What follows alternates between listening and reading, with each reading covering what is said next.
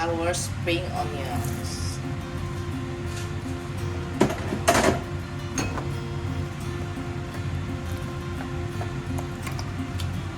So, almost done.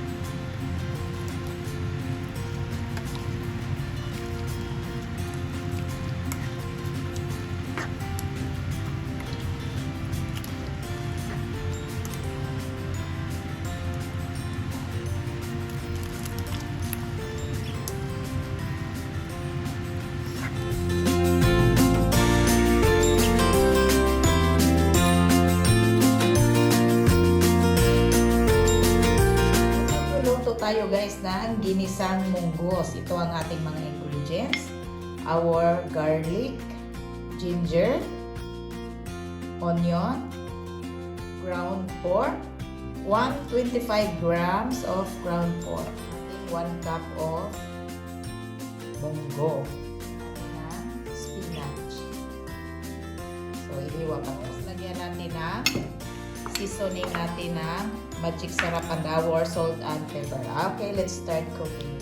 So, let's add oil. Lagyan natin ng mantika. 3 tablespoons of oil. So, let's add our ginger.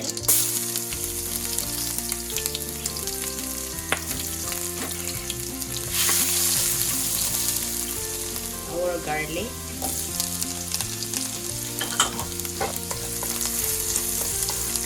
Onion.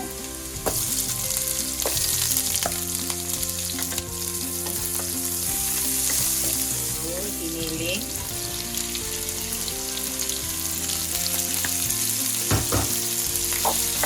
Ay, napakabango ang bango. Kasi ang ginger at ang garlic.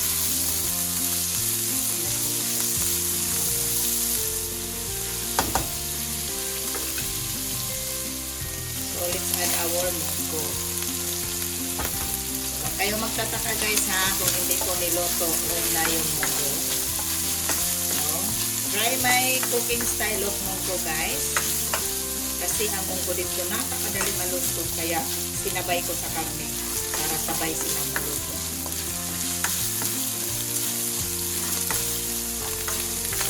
So, kung bago lang kayo sa channel ko guys, please don't forget to subscribe, like, comment, and share.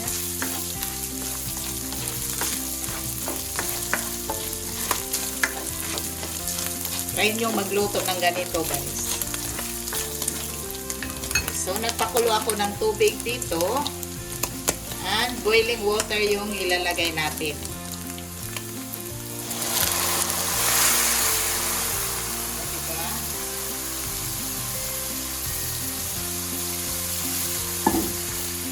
Kailangan boiling water ang ilagay nyo guys para mabilis, mas lalong mabilis kasi kumulo siya agad.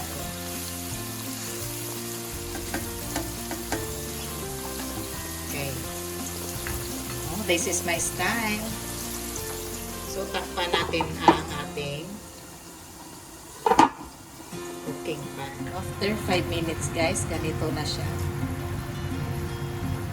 Sabay lang talaga maluto ang monggo at ang karne. So, pakuluan pa natin ito. Tingnan nyo. Tingnan nyo guys. So, diba? Sabi ko sa inyo eh. O, ganito siya. So, sabay-sabay lang talaga silang maluto sa ating giniling. Sa ating karne. Okay. So, lagyan natin ng asin. Napakabango. Magic sarap. 1/2 tablespoon. Depende lang sa inyo.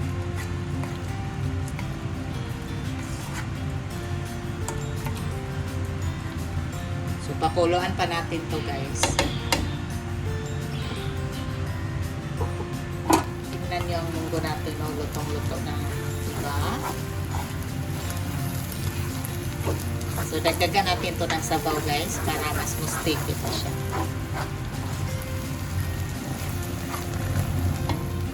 Okay.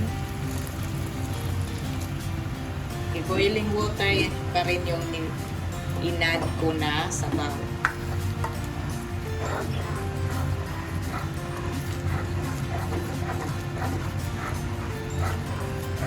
Almost na. Lutong-luto na ang ating munggo.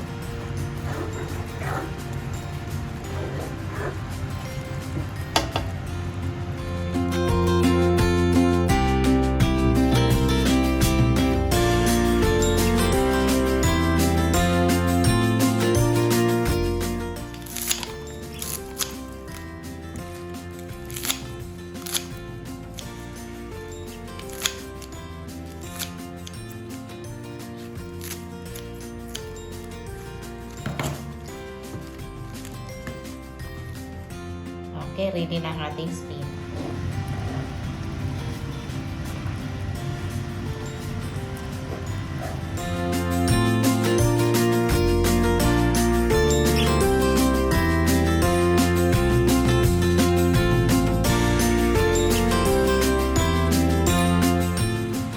Our spinach.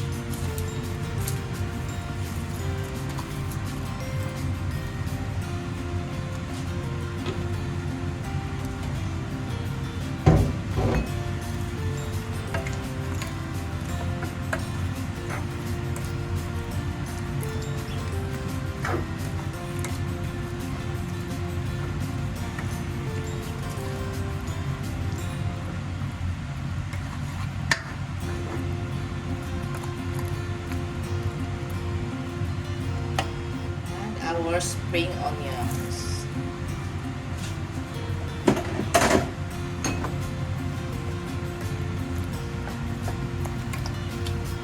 So, almost done.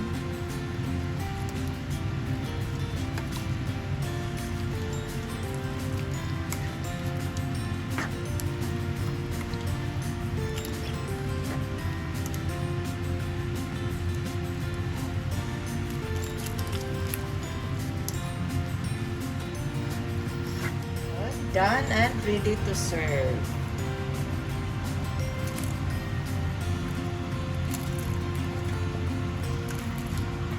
Ang ating ginisang monggo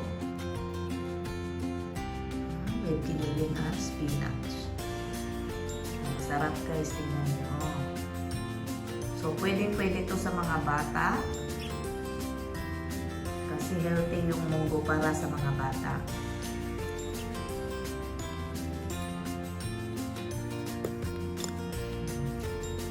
Sabaw sa munggo ilagay sa lugaw sa bata.